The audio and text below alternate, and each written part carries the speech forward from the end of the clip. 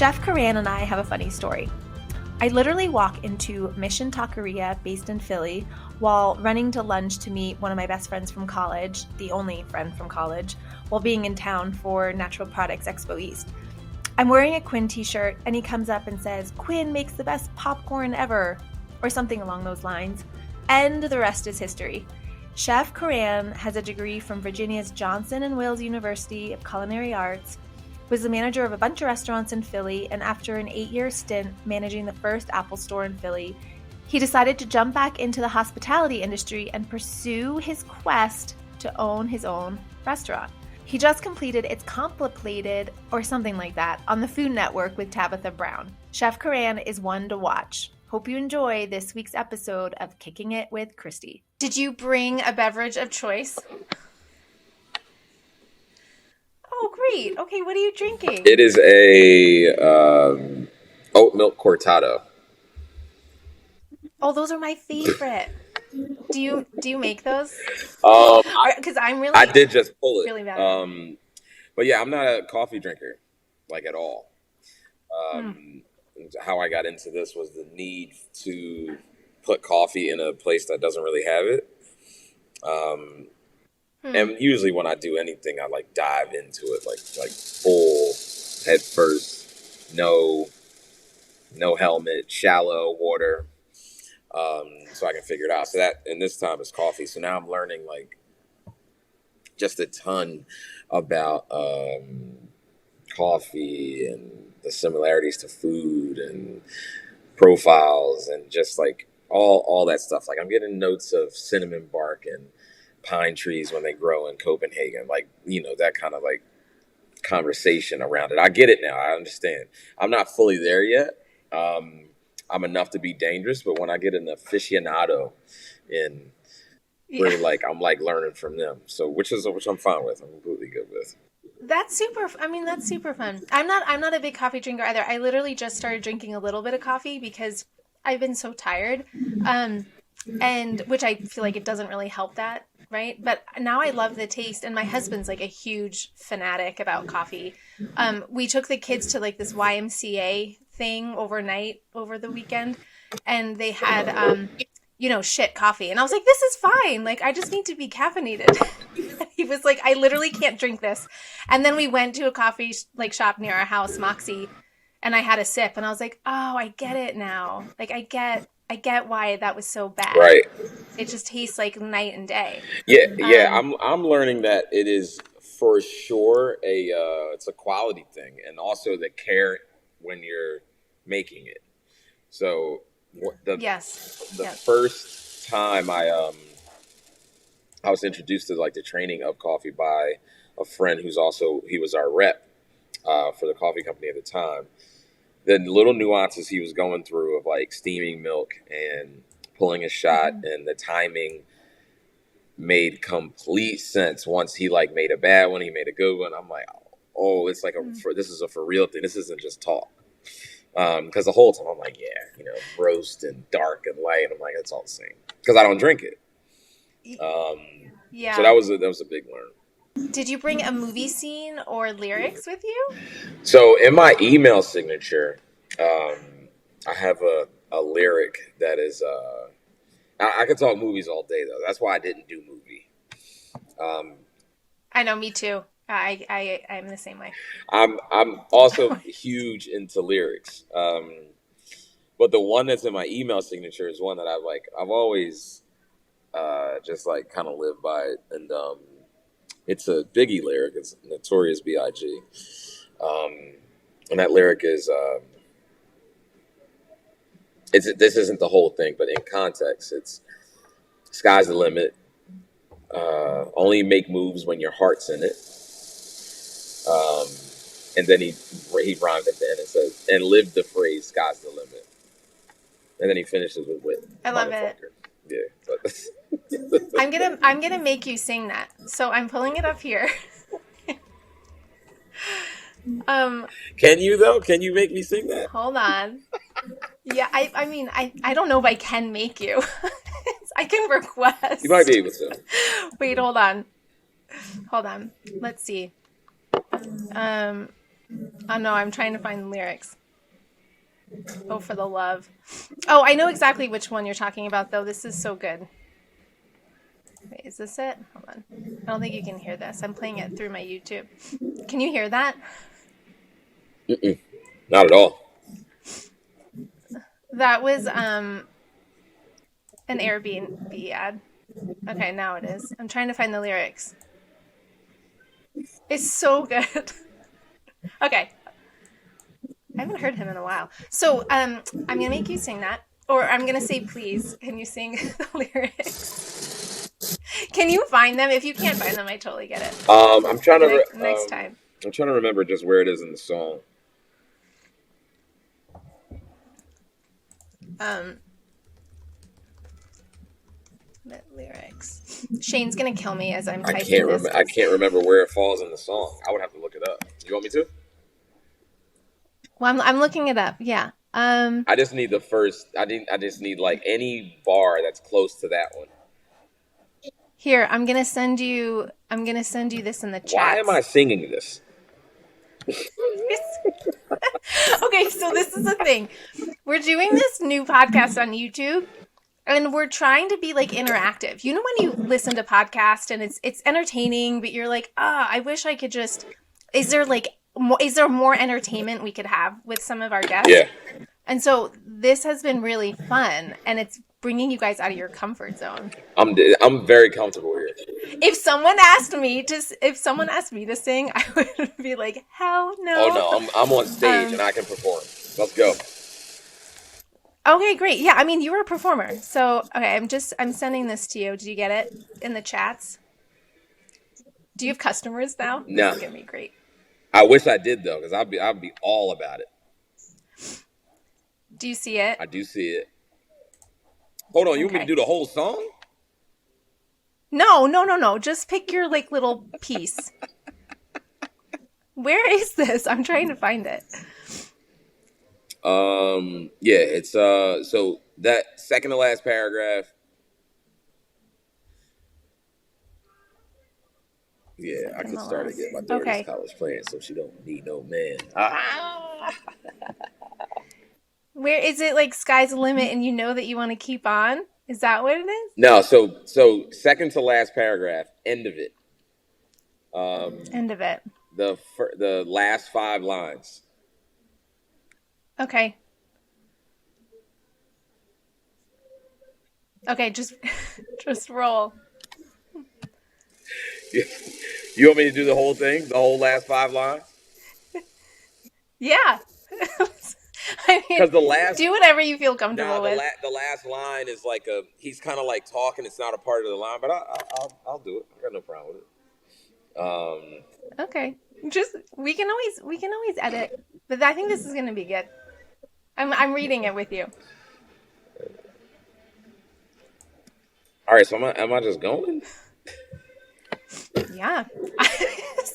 I was trying to play you the background music, but here's the thing: we can actually play the background music. Yeah. We can like put that on like an overlay, so you'll have something with you. All right, work. during like the podcast. Okay. All right. So here it goes. Hold on.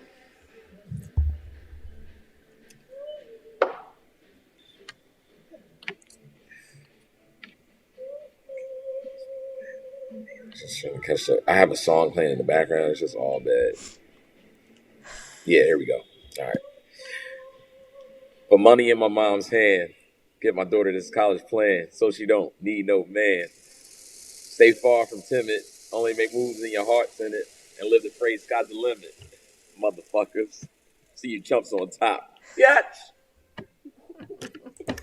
So good. I can't believe you just got Okay, thank you. You could have done the whole song and been completely fine with it. Easily. Thanks. Anytime. That made me happy. Okay. I feel like I'm gonna get payback one of these days from you. Okay, we're gonna jump in. We're gonna jump into the questions. Word. Okay, these are on the fly questions, and then we'll get into the podcast. Word. Podcast or books? Books. Driving or flying? Driving. Caffeine or caffeine free? Caffeine free. Run or power walk?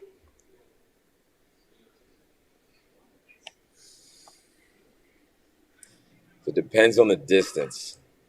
So I'm going to say run. If it's anything under a mile, I'm running. Okay, that's 100% like me. If it's anything over a mile, I'm doing a power walk. I'm driving if it's over a mile. Okay, yoga or meditation? Meditation. Netflix or Prime?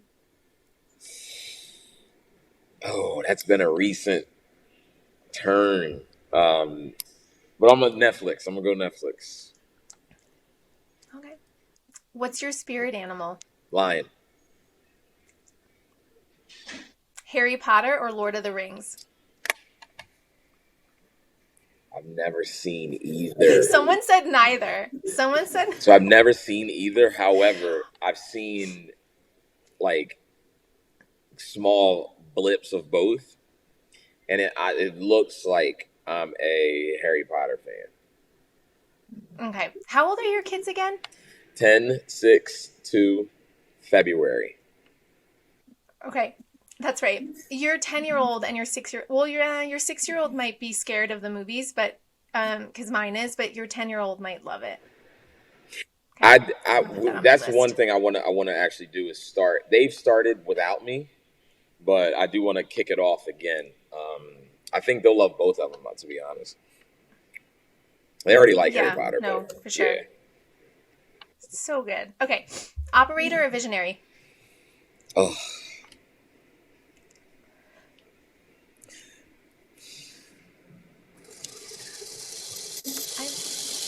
So I feel like you might be both.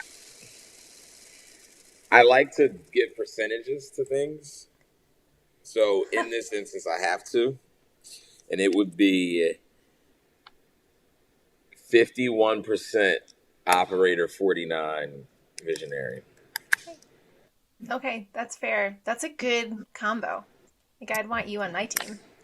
It's good to have that balance. Yeah, it really is. And like, as of recent, this is a ton of books, by the way, that have told me this, but like backing out and being able to, be a visionary is like, it's essential to the success of business. But I love the daily hustle. Like, I love it. So that's why I'm 51. I know. It's so hard because I don't know if did we actually talk after we met, like via phone? I can't remember. It was extensive, paragraph laden text. Oh yeah, that's right. But I've been doing this for 12 years, and we just put a CEO in place, and so I could focus on where the business is going and do some other things, like from a visionary standpoint. But in that time, I realized how much I love the hustle of day to day, even if I'm not necessarily amazing at it. I absolutely love it. I love it and I miss it. So I get it. So it's I'm in grieving process over missing the operator part. And not trying to hijack this at all. This is not to be, everybody I'm sure wants to hear this, but what is it like to hire yourself? So, see, you used to be at some point a CEO, whether it was when you started day one or whether 3 years from then or whenever. What is that like? It's hard. It's really hard. I think I was CEO for 11 years, and by the way, CEO to me is I never considered myself as a CEO. I considered myself as we're all kind of in this together, right? We're just trying to steer ourselves in the right direction. Right.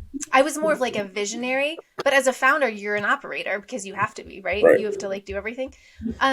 So yeah, I think I've had a lot of come to Jesus moments in the last 12 months and lots of self-help books, lots of what am I doing with my life? But I actually trust this woman that we put in. She's incredible. Her name is Sarah Bird, and she ran the marketing departments. She was a CMO over at Annie's, and then they sold it to General Mills, and I absolutely love her. So it was easier to do that, but it definitely is still really hard. I mean, you're trying to figure out, like, how do I still help the business in a way that's meaningful, right? That's not like meaningful for the business and then also meaningful for me. Right. But it's really hard. It's a hard one. We need to dive into that at some point. Maybe you could be my therapist and we can have a podcast session and I can talk about it. But no, it's hard. I'm getting out of it, I think. Okay. Wait, where did I stop? Oh, did I already ask you the planet Earth or Mars question? Planet Earth or Mars? Can I have context? You're the first person to ask me that. Yes. You can have context. I think this is more pertaining to, like, do you want to solve shit here and make planet Earth work? And do you love where we are today, right? This little tiny planet in the middle of a vast universe? Or are you an explorer and want to kind of want to go to Mars? Are you an adventurer? Well, the answer is Mars. But I will say, before you answer that though, there is an adventurer on the next question, adventurer or hermit. So it's really about, like, do you love our planet enough to save it, or are you like, fuck planet Earth? It's actually not worth saving. Let's go to Mars. The answer is Mars. Maybe not F planet. And the reason. Okay, why? I'm curious. You're about to that next segues into the next question. The answer is Mars because as you can probably, you would never guess this, and nobody ever does about me. So when they hear it, they're like, "Huh? I don't really like people." And here's what I mean. And it's interesting. I get energy from people, and I love to every day interact with different people all day.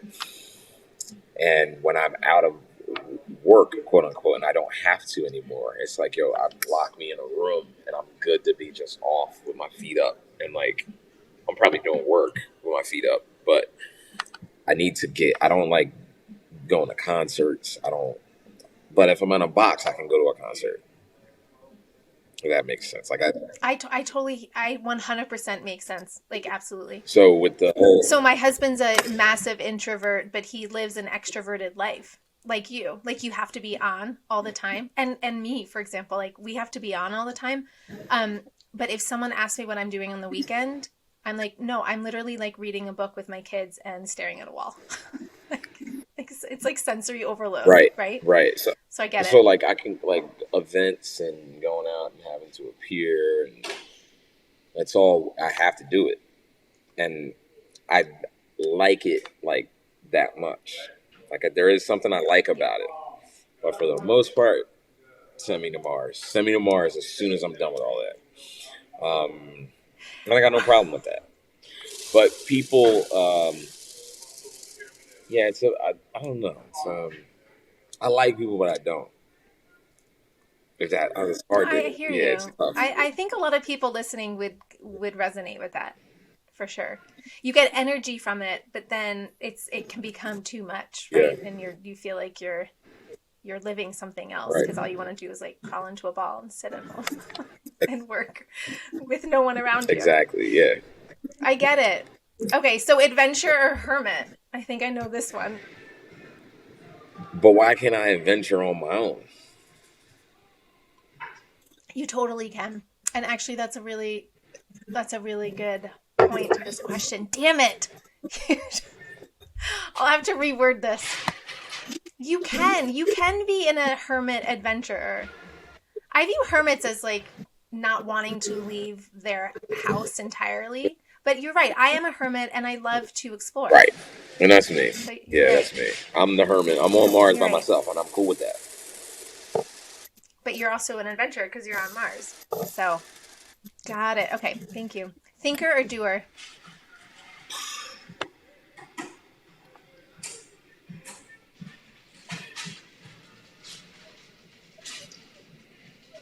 65 doer, 35 thinker. Okay, fair. I Because like your percentages. I'm very cerebral, but I'm a very it's time to go. Let's go. Like every Yeah. decision I have to make, I'll weigh the pros and the cons, and as soon as I get to the 51 con or any higher, I'm going. I'm done. I'm doing it. Mm-hmm. I'm very action oriented. So yeah, that's It's a good combo. yeah, but I mean I have to be up top with it first. It has to turn. I have to turn it into a math problem, and then as soon as I get it to equate, I'm off. Yeah. Okay. Rivian, Tesla, or an old Ford truck? Rivian, easily. Totally.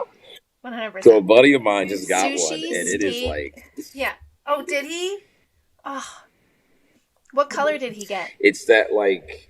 It's green. It's like a soft... Is that hunt? Yeah. Oh, the sage green? Yeah, it looks that like really sage. Pretty... It's I mean, it was... I loved it. Like, he convinced me I have to get one. I don't know how or when or any of that. But... Again, this is the whole I feel like you thing. can't get them now because my neighbor went on the list like a year and a half ago and they don't even want it. And I was like, wait, can we get it? And my husband's like, are you fucking kidding me? No, we can't. Why can't you? They're expensive. They are. So he They're did expensive. say that. And that's why I said I don't know how or when or how I'm going to accomplish this, but I have to get it. Maybe we can have joint custody over Rivian. You get it half the year, I get it the other half. I'm with you. I'm down. I am down. Well, I totally do that. I am that crazy. So where are you? Where are you on that? Are you Rivian? Oh, 100% Rivian. Yeah. Although I really do like old Ford pickup trucks, but they're not good for the environment. So then I go to Rivian. That Bronco though, that old Bronco. I know. I know. My husband had that driving in high school when I started dating him, and I was like, I think that was the Bronco. Wow. Okay, sushi, steak, or salad? Sushi. All day long.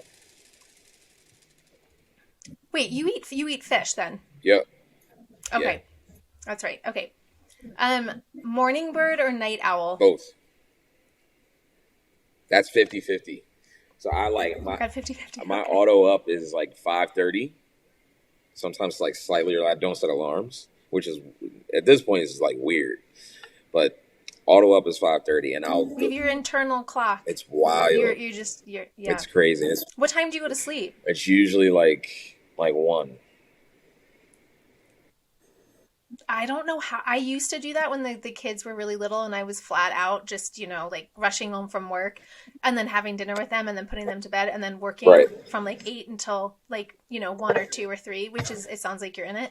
And then I hit a wall and my brain just like shut down. I was forgetting everything. Like couldn't do it So anymore. What's your schedule? But I feel like I'm the most, my schedule is like kind of a shit Not show schedule, right now, but your night and morning schedule. Well, no, that's what I mean. So I'm in bed probably at like, last night I stayed up working until 1, or no, actually, I think it was like 11:30. I stayed up till working. Well, I got an email from you at, what's that? I guess that's 10:30 your time? Yeah. Okay. Yeah. All right. But I'm usually, like in the past, I've been like in bed, I swear to God. Like I'm like, you guys, get into bed. I have to go to sleep. And then I get into bed and read. And then I'm out at like 10 o'clock. And then I'm up at like 6:30 or 7. But here's the funny part is that I actually wake up at 4, but I just sit in bed and then I go back to sleep. So I'm like living a really bad Is that auto up? Like, but oh yeah, it's not an alarm or anything. I just like wake up. Yeah. So I should just get out of bed at 4 or 5. But I don't know. I have a long story to that. There's a reason why I'm not doing that now, and I'll tell you. Can't wait. I will tell you. But I need to figure that out. Okay, Spotify or Pandora? Apple Music. Wait, what did you say? Oh, so that's the sign. That's the sign. Apple Music. Oh, Apple Music. Yes. Okay.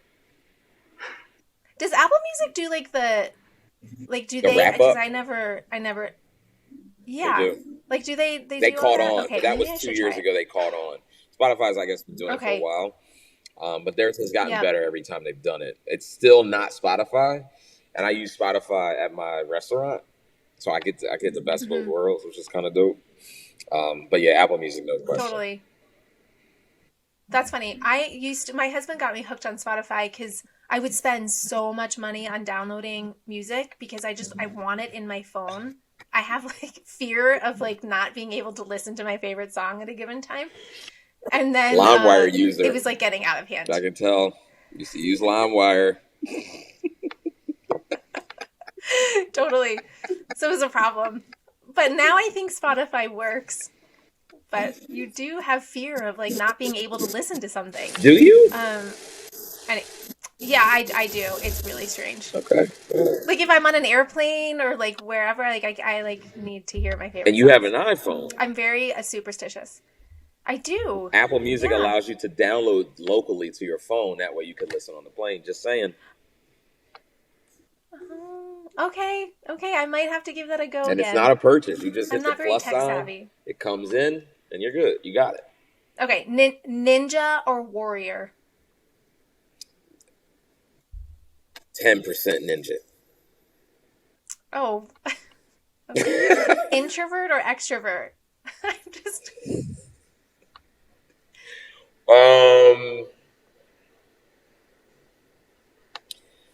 I'm like, Are you gonna give me percentages the entire no, way through? no. This one is I'm like a even split of both, which is it's weird. Like You can be both. I have both on here. I can go all I have day. introvert and extrovert. And that's why everybody's always surprised when I tell them I don't like people. Yeah. But I'm like, I do it all day. I'm like, hey, kissing babies, and oh yeah, well, Yeah. And then You shut down. cut it off. Yeah, yeah.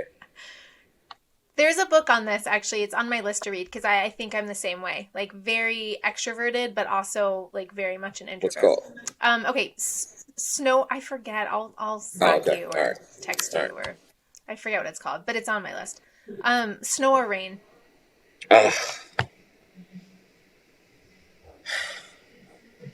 Rain.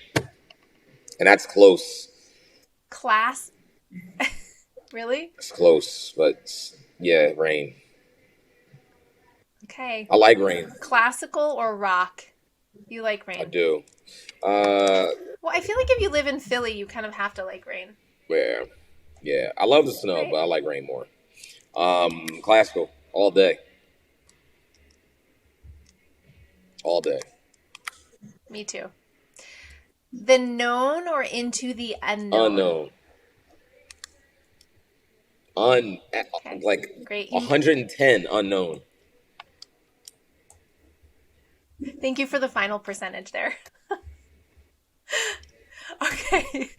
I'm going to transition. So I'm going to kick these off with a quote. And there's two quotes. I actually couldn't pick one because I liked both of them. They both resonated with me. Is that the thing? I think it's fine. Okay. This was one quote by Mark Twain said this about Philadelphia. In Boston, they ask, how much does he know? In New York, they ask, how much is he worth? And in Philadelphia, they ask, who are his parents? And I kind of loved that. It resonated with me because, I'm going to get into this, because Philadelphia Magazine said that we're neighborhood people. And that's what Philly is, neighbors. That's why all of this works. And I was only in Philly for a brief, like, hot second at Expo East, but it was an amazing city. Like, from the Uber driver who picked me up from the airport, he was so incredibly kind and talked about all the different like aspects of Philly and went into his like kids' life and the schools and the education, and it was just really warm. I got a really warm feeling in Philly and I loved it. And then I met, my best friend from college at Mission Taqueria. And then I met you, and it was just like, it just exasperated like this feeling. So I thought I'd kick it off with that, because really Philadelphia is a city of brotherly love, and I totally felt that when I was there. So talk a little bit about Philly and your childhood and your upbringing.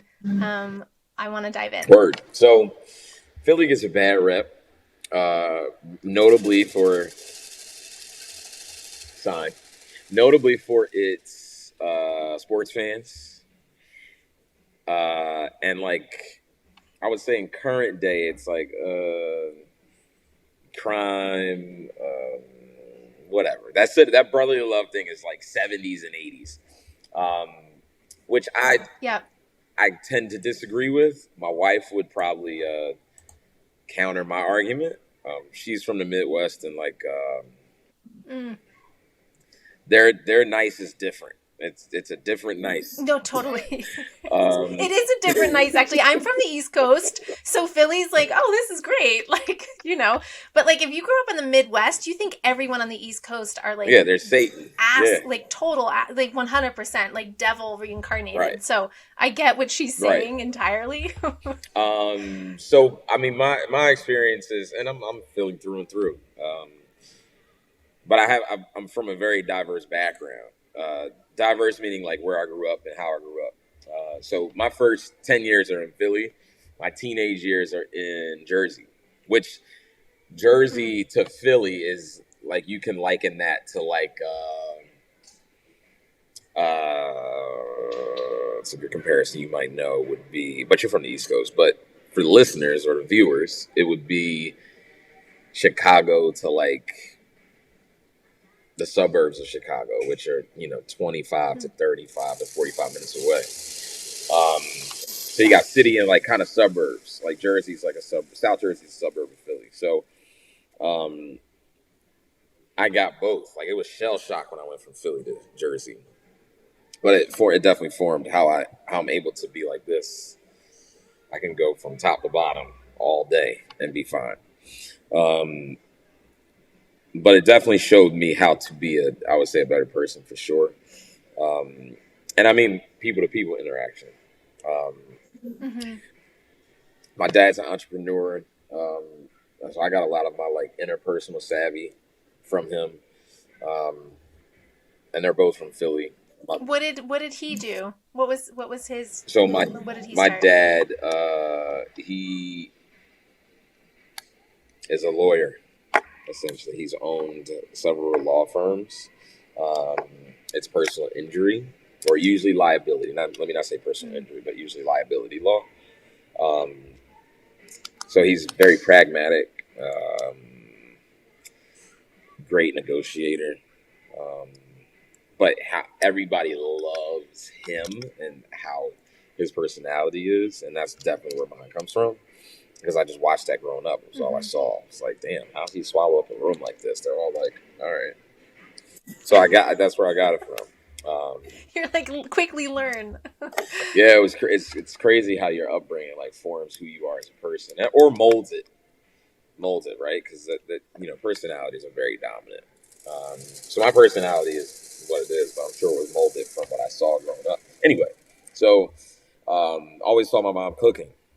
So that was where my love for food came from. Father opened up a restaurant when I was 14 in Old City, Philadelphia. Old City's like a little downtown neighborhood. And that was where I cooked first, was when I was 14. I was in high school, and then I landed on that's what I wanted to do. And went to Johnson & Wales, which is my campus was in Virginia. And like I always wanted to pursue food from that point. And then I was like, cooking's kind of like grueling. So let me stop cooking. And I went front of house immediately when I graduated college. I was restaurant managing for hotels in Philly. And then I got like burnt out of that pretty quick. It was probably like 4 years. I was like, yo, this is crazy too. My bosses are nuts. They're all crazy. So I can't do this for anybody until I like open up for myself, which I always said I was going to just open up something. I just didn't know what or how or money, like just all of it. It's just like all daunting, especially when you're just trying to figure it out or whatever. But it was the only thing I knew. So that was your, sorry to interrupt, but that was your kind of your defining moment of you're in the back of the house, you're kind of cooking away, you're exhausted, you're getting completely slammed. And then you can move to the front of the house and it's now you're dealing with, crazy bosses and A different side. You're like, I'm out. It wasn't as grueling. Yeah. It was just a different side of like, I don't like this either. Like, I'm reporting to people who don't understand the vision that I see, and I got to listen to what they're saying. It's more emotionally exhausting versus physically exhausting in the back. Right. Exactly. Exactly. And again, go on. I was going to say from a visionary standpoint, I always like, they never saw it how I saw it. And not to say that I'm right or was right, but I'm like, how do they not see what I see? Like, I can't fucking do this. I just can't. This was at like 23, 24, which is super young. Like looking back, it's like young as hell. And I was like, all right, well, I guess I'm going to Apple. And the only thing that got me into Apple at the time was, this is in 2007. First iPhone came out in late 2007. So this is summer 2007. So this is pre-iPhone. I'm driving home and I'm looking. I'm like, what the hell is that? I'm a PC user. Have a Nextel phone. The other phone is a Sidekick, which was an even wilder device.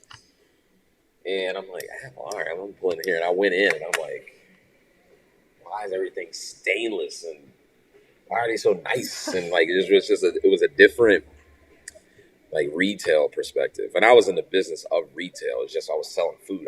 Instead of in a suit every day, instead of selling an actual like UPC product. So I went in there and they're like, yeah, we sell computers. And I'm like, all right, I've never used one. And I was like, y'all hiring? And then from there, I was with them for 8 years. And Apple taught me a lot. I learned a lot from Apple. So I'll forever be in Apple's debt for that. Their training, their philosophy, mentality, their branding, like that, all of it. Steve Jobs is a big visionary, and I understood. Like, I'm like, all right, this vision I can get down with. And then in 2014 was when I was unceremoniously fired from Apple. A new manager came in. They couldn't stand me. And admittedly, I was only doing what I wanted to get by. Because I knew Apple wasn't it for me either. It was just that I enjoyed the environment. But probably like halfway through my time there, I kind of like, it was like a ceiling, and it was just like I was doing new store openings and like trainings and stuff like that, which was fun. But it wasn't. That's what I was never in it for that. I just wanted to progress through it as long as I could. But to make a long story short, I was fired for time and attendance after 8 years, which was complete nonsense. It was nonsense. This woman couldn't stand me. But anyway, moving on. And at that point, I had already started Stripp'd, and she knew that.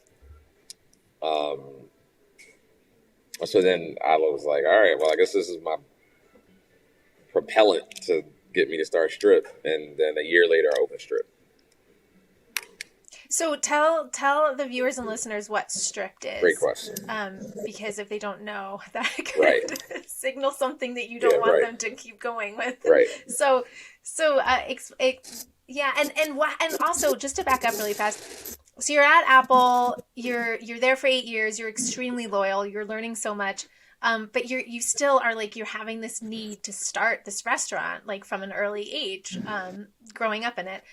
So how did you start Stripp'd? And also, what did that look like? Well, what was that like defining moment of like, I am going to open this, and then tell everyone what it is so we can talk about that first. We can back up a little bit. So the 2000 and maybe 12?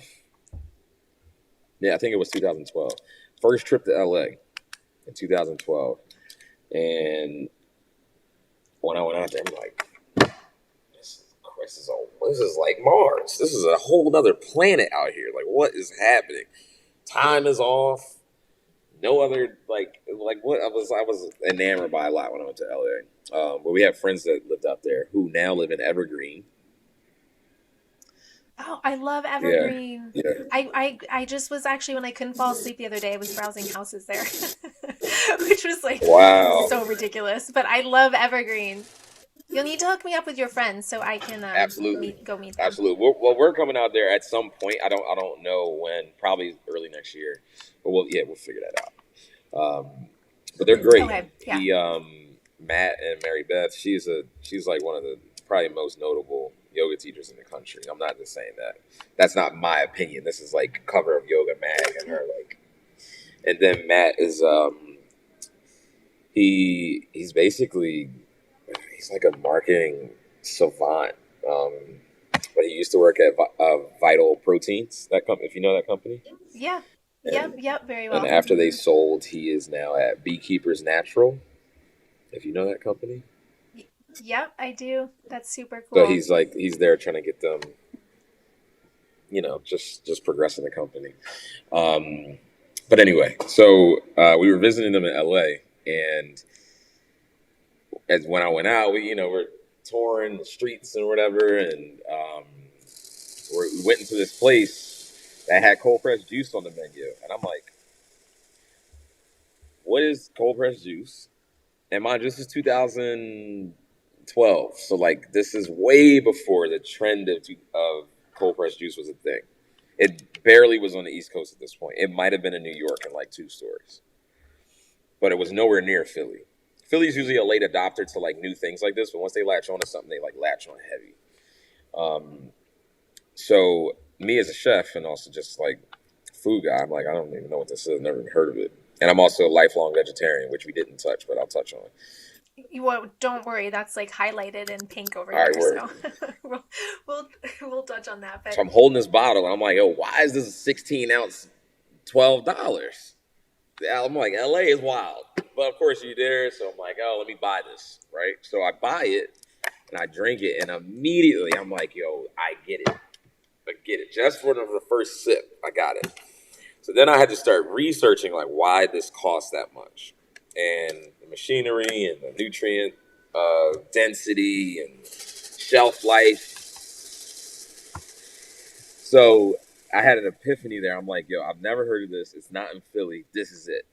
This is cold pressed juice. So this is 2012. Fast forward to 2014. I was like, yo, all right, to start the company. It's called STRIPP''D. And I'm gonna open up a cold pressed juice shop. We don't have one. We got this like junk countertop situations across the city. The city needs this, and then I'll add like a couple bites and whatever. And that was how it all happened. So it started from a trip to LA. That's awesome. Yeah. I absolutely love that story so much. Yeah.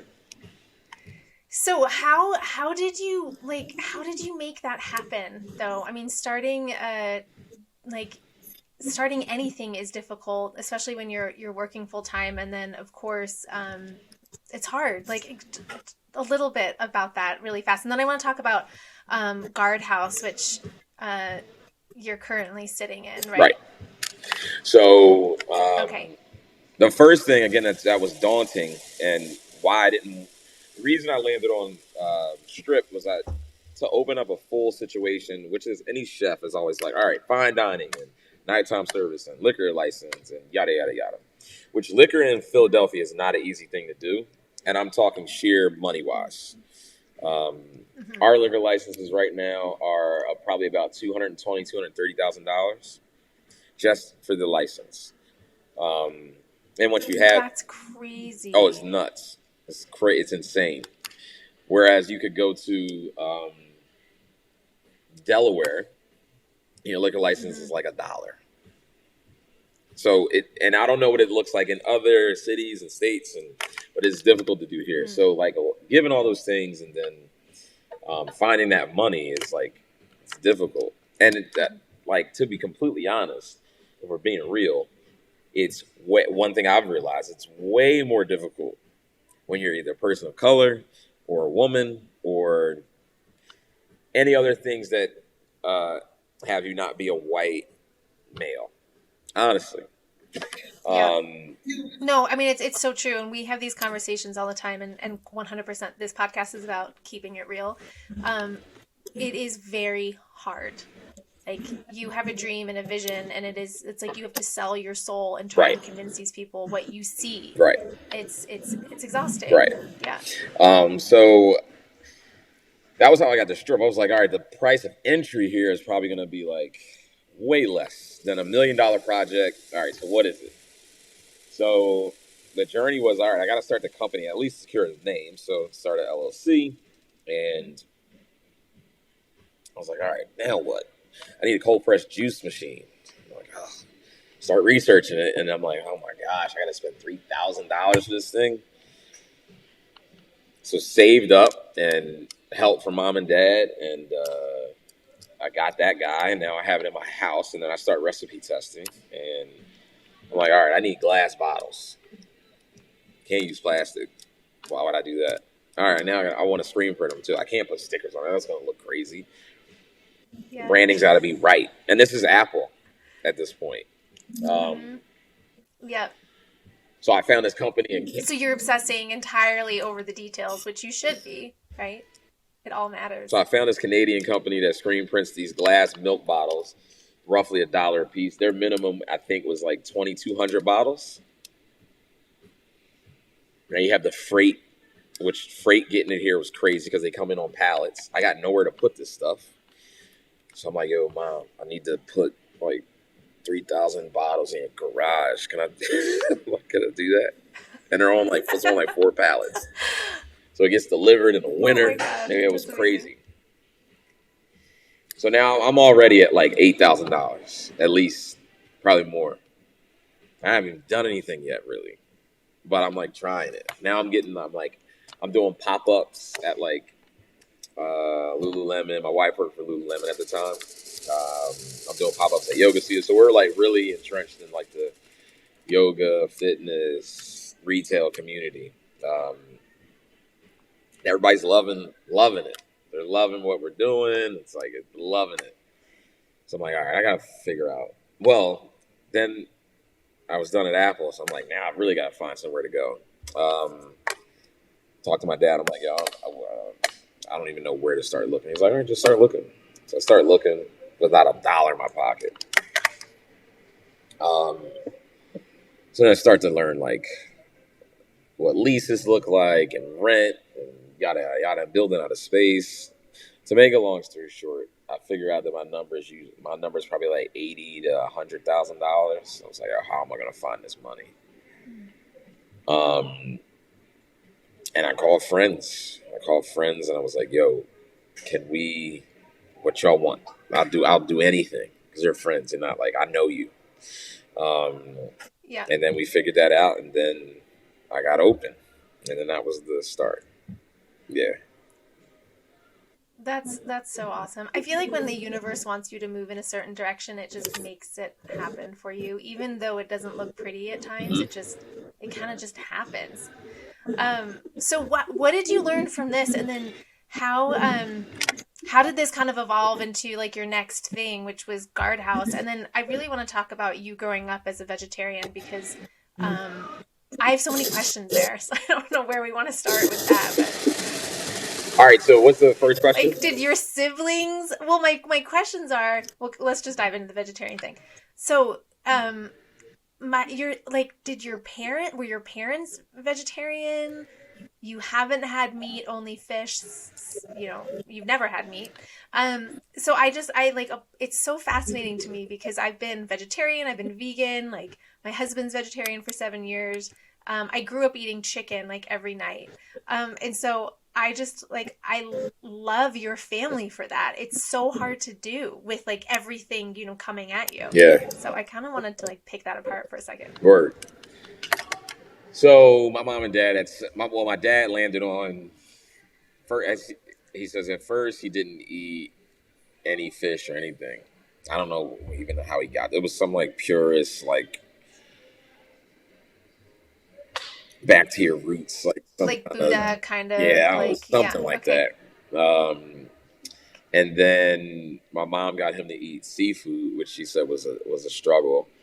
And then they started having us. So me and my sister. So I'm one of two, and they raised us the same. Um, so like really strict. Like we're not picking pepperoni off of a pizza if we're at a party, Yeah. or eating Yeah. anything that's got stock in it or anything. Just no meat Mm-hmm. anywhere. No marshmallows because they have gelatin in them. Yep, yep, Um, totally. so Did your mom eat this way too? So your dad was eating this and way and then then your turned mom her. started eating this way? Yeah. Yeah. And Okay. fast forward, what was I, 27? My first time I ate meat, because I have had it one time. One time. Okay, what was it? Where were you?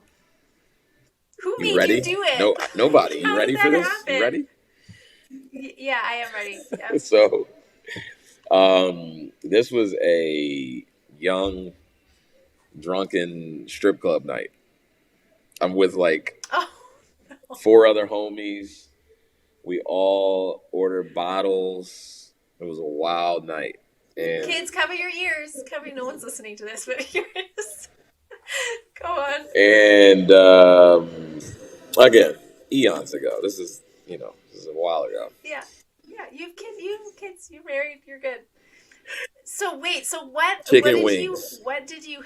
Oh God, were they good at least? So I understand why they're good. I get it. Were they good? I don't. I get. Probably I not. get it. Like I understand it. It's the best way I can explain it. Yeah. Yeah. And fat, salt, like fat, and seasoning.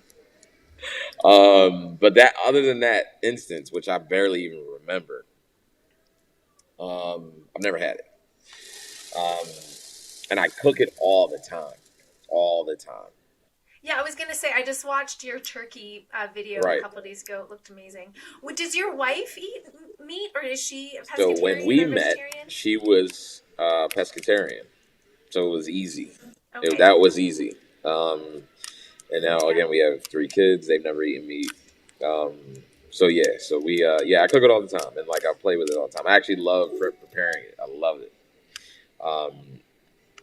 So your kids don't eat it. They've never had it. That's so Yeah. incredible. That is like just like so much discipline. Not really.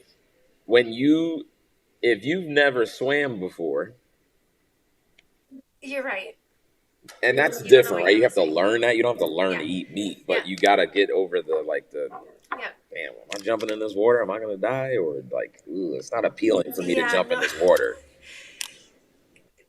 Totally. It's pretty fascinating though, because it really, you almost go to, at least for me, like when I need to cook. Well, I was vegetarian for almost 4 years, and my husband's 7 years, or actually no, more like 10 years now. The kids eat meat, but now they're starting to be like, well, I don't want to eat meat anymore because dad is not eating it. Like they're starting to like really understand like why. Oh, he's currently vegetarian.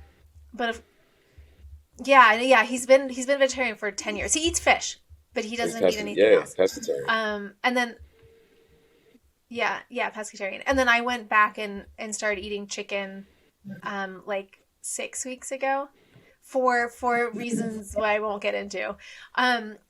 But yeah, so why won't we get into really that? respect that. So I feel like I can edit it out. I had some like major autoimmune stuff come up, and I can't eat like any grains, nightshades, like a lot of vegetables. Like yeah, so I have. It's crazy. So I have to eat meat. And I will say it's making me feel a lot better. I just don't like that I have to, but I literally like can't eat anything unless I eat some of this stuff. So it's definitely been a challenge. Gotcha. But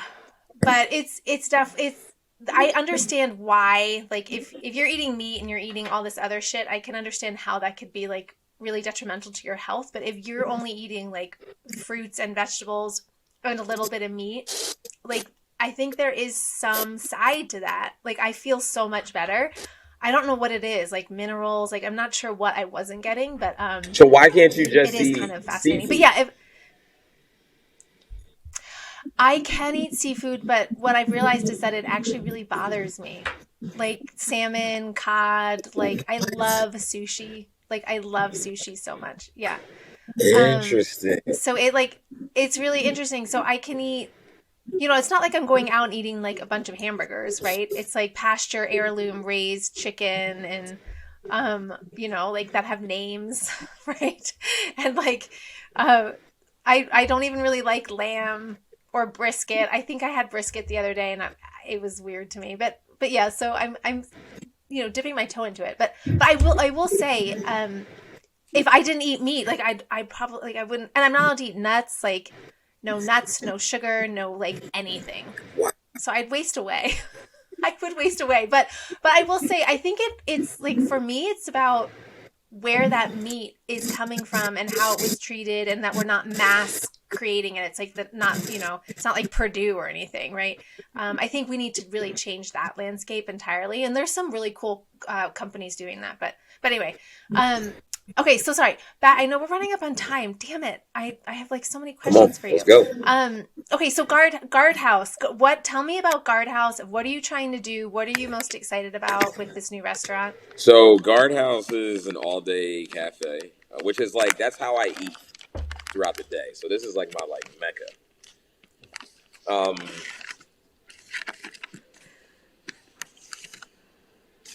Focus on coffee, focus on pastry, focus on breakfast, lunch, and just like quality driven. So yeah, I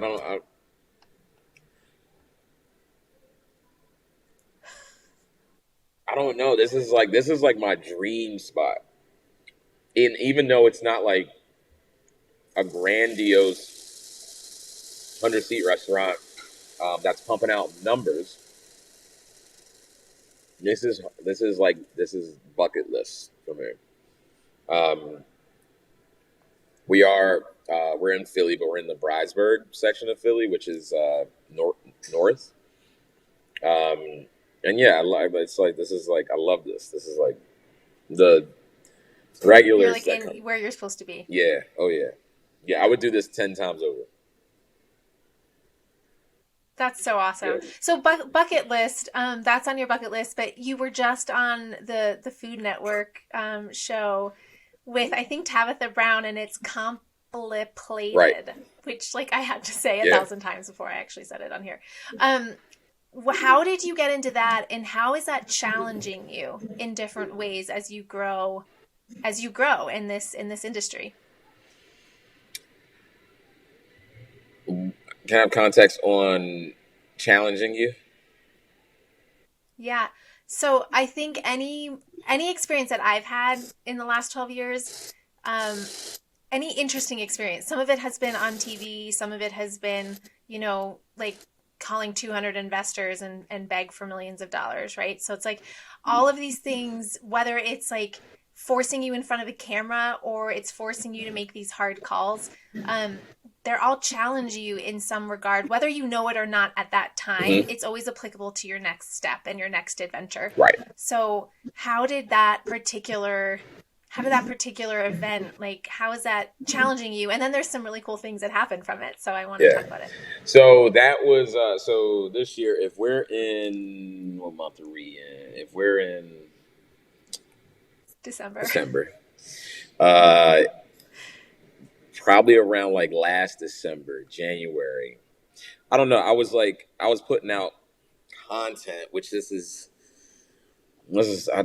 a slope I do not like navigating at all because I think there's an inorganicness to it, Mm-hmm. and I think everything should be done with purpose. But that's that aside, I started putting out like videos and stuff like that on my Instagram, and sure enough, I started getting all these random knocks, um, and they seemed like spam me, and I didn't pay them any mind. And then I got one day, and I responded to it. And this was for, hi, I'm a casting agent for blank, and we're looking to get talent for this show. And it was very nondescript. So I responded because I had gotten so many of them, or I don't mean so many like thousands. I mean, I had gotten to a certain point of like, all right, I need to respond. Yeah. Just to see, and it was legit.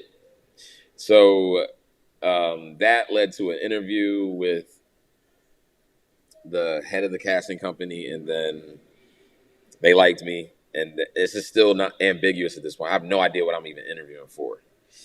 I just know it's a food show, and you're like, it's the real world. Right. I barely knew what it was. I know it was cooking related. Yeah. Because they don't tell you anything. So after probably like the third time I'm on camera and they're recording me, they give me like a little bit more. They're like, yo, this is a Food Network show, and we don't know when it shoots, and it's competition based. Don't know what the competition is. And then after a little bit more time passes, they're like, all right, it's going to shoot in April. And I'm like, yo, I have a trip planned overseas this day in April. I'm like, yo, can y'all tell me something? Because like, this is probably not going to work. And then they give me more detail on the show, and they still don't tell me whose show it is. They do tell me it's plant-based. And I still don't have a date yet. So like 3 weeks prior maybe 4 weeks prior, they give me a date, and they worked. I left on the 8th, and I got back here on the 7th. It was a one-day shoot in LA, so it was like April 5th to the 7th. Get there on the 5th, shoot on the 6th, leave on the 7th. It's an all-day shoot, which was crazy. It was from like 6:30 to like 9:30 p.m. It's really long. It was crazy. It was crazy. You don't know who you're going up against. They give you some framework around it, like at the very last minute of like what you're going to be doing. Just come with your knives, and I'm sure everyone is a little bit different, but like it was just nuts. The communication over it was spotty. It's just Hollywood. It's just how Hollywood deals. Yeah. I'm sure. Found out it was Tabitha's show probably like 3 weeks prior, and I'm like, wow. And she, at this point, Tabitha's like on everybody's tongue. Like she's just like this Southern belle that everybody loves, and she is everything that she emits, like on her socials and she is that person. That's so awesome. She is sick. She's so great. So get there and then start competing and brought home new hardware. So that was it was dope. That's pretty awesome. Now so what the challenge of it, I will say that like that being there and like being in that ecosystem definitely showed me that no matter how big or how small, one thing about me is I have never put people on a pedestal and or like events or things like that. I realized that as you just go through this journey in life, these things happen and you happen to be a part of it. If that makes sense. So I like totally. What this? Yeah. No, it makes so much sense. There's a lot of people who put those experiences and those people like they worship them, right? And or that scenario or that experience, and you're like it's just part of the whole thing, right? It's just part of the universe in different stages, and it is just what it is, right? It's not any bigger. I hear you. I totally hear you. So like when I was there and I'm seeing Tab and I'm like, oh, that's Manit, who I see every day on Food Network. Manit, the I don't know where from India she is, but the heavy Indian accent. She's so great. But for the people who don't know, Manit, I'm like, damn, I see her every day, but she's just down to earth. Like she's just cool. She just happens to be Manit. Yeah, exactly. And like, I like those moments are not any bigger than you make them. And that was one thing that I took away from it, is that, I'm like, not that I've arrived or I'm here, but like, oh yeah, I could do all of this, like all of it. Yeah. And I never look back and say like, oh, I've owned 4 different brick and mortar restaurants, and like my journey is crazy, but I never like, it's all this like life. So like it's all like just really simple. So like I've signed autographs at this point, and I'm like, for what? Like like it's just me. I'm still like, me. You know? Like, yeah. No, I know, but some people really, it depends on the type of person you are. Yeah. I think I know a lot of friends from high school who just like, you know, worship these certain concerts or these events or these people or these musicians. And it's like, I never really understood that, because I just felt like we were all on the same plane. Yeah. We just had different experiences, right? And you know, you're experiencing now at Guardhouse, like doing what you're doing in your element as a bucket list, like this is your highest point. It's not, you know, the Food Network show. Yes, it was fun. It was experience, and you met some really cool people, and you continue on your journey. But like, you're appreciative of what you're doing now. It doesn't have to be that. Right. Your life is an experience enough. Right. And there's like, I mean, I have friends who are way more notable or verified or millionaires and millions of followers, and we're all the same. It just so happens that there's totally. just like, you know, it's wild, man. It's like life is it's crazy. So that's it. The universe didn't wanted you to do this, and they didn't. It's just it kind of, I don't know. Yeah. I totally hear you. So what happens now? Like, what are you the most optimistic about and the most hopeful about as you continue on in your journey? So like I did realize that like since I've been on that show, like my personal brand has really started to like take off, and being able to just like nurture that and put focus to that is probably where I'm better served, and like the people around me are better served. So embrace it and do something with that. Although I'm like, whenever I do something or open something, I put me off to the side. Don't even put my face on it. I don't even want anybody to know I'm the owner of the Guardhouse. Like I want the Guardhouse to be the Guardhouse. So it's like, it's one thing I kind of struggle with. Is like, I unfortunately do have to be like Chef Khoran Horn, and I got to do it. So, and that's what like I am looking forward to it. It's dope. But yeah, like I'm like, I don't. So I have to embrace it. It's I struggle with it every day because that's not my personality. But everybody's like, you're really good at it, but you find joy in other areas. So it's testing you. It's pushing you. Really, you're growing. It is definitely. I'm saying that as I tell myself. Yeah, that. it's right. No, it's my biggest challenge. Like I can't hide in the kitchen where I want to be and where I want to create. I have to be the face and like get everybody else to cook the stuff, and like I gotta be out there like, hey, yeah, oh yeah, because I'm great at it. Yeah. And that's not what I want to do. And that's okay. Like I'm cool with that. Like I'm all right with that. Okay, 2 friends or folks who would be a good fit on this podcast, and why? It's a good question. Yeah. So this one is probably not going to happen. But I think one is your kids. Actually, Quinn or Nash. Nash is he's going to be my chef. He's seriously going to go work for you because he is crazy. Really? Like, he's 9 and that's all he talks about is food. He has 1,000 restaurant ideas. And I'm always like, oh my God, that's such a good one, Nash. We should go start that.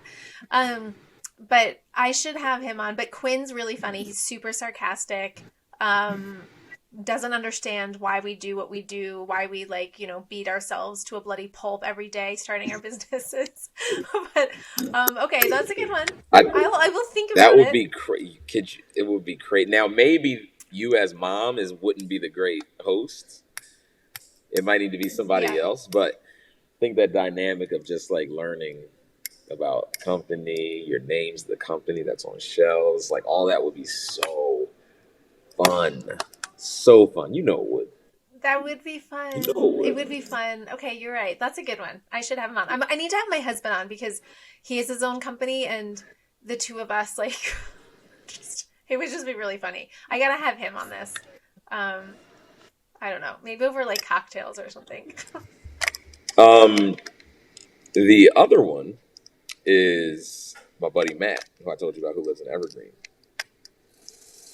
Again, how his Totally. I would love to have him on. yeah, how his brain works, and he's in a company that's kind of in your space from a sustainability standpoint, from a health and wellness Hmm. standpoint. I think he makes perfect sense. Okay. Well, I'm gonna hold you His to name is that. Matthew That Oporta, and he'll do it in a heartbeat. I know he will. He'll do it'd be fun to do it in person. We're trying to get it. people in person to do these too, Yeah, like in local. So we have some. We have a founder. We have a couple of founders coming on in person, so it'll be fun. yeah. That'd be awesome. Okay, what is where can the listener or the viewer follow you? Where are you at? Website, social. What can we do to support you? So social would be Instagram. That's the one, right? Unless you're a TikToker. That is Do you do TikTok? no, but I think I need to start. Everyone, wait, can we talk about this for a second? Because I feel like we're in the same age range, and every time I talk to someone in our age range, we're like, social, Instagram, whatever, and then everyone, I swear to God, says, I feel like we need to start TikTok, but we don't know if we can like really dance in front of the camera or like be like very animated. Yeah, And it's I struggle with it too because we've gone back and forth of like TikTok, do we do it, do we not? And some people on my team are doing it, and I'm like, I can't do TikTok video. well, But you should just start doing TikTok. the misnomer is that you just gotta shake your ass for cash on TikTok, and that doesn't have to be that way. Like you could make a recipe on TikTok. There's Yeah, like and the viral ability on TikTok is higher than it is on any other social network because I know you're how right. they extract audio and You're, remix a video or whatever is a lot easier on TikTok. Um, that's why I you think I should have put to. your sky's the limit verse on TikTok when we put this out. I'll create a special reel for you. You can do Yo, I that. love it. That'll be my first video. I'm with it. I'm with it. Well, thanks for the time. Seriously. My Instagram, Chef Khoran Horn, Khoran Horn, and website theguardhousecafe.com, all one word, the Guardhouse Cafe. Um, and just, if you're in Philly, hit me up. Come through. I got you. I got you.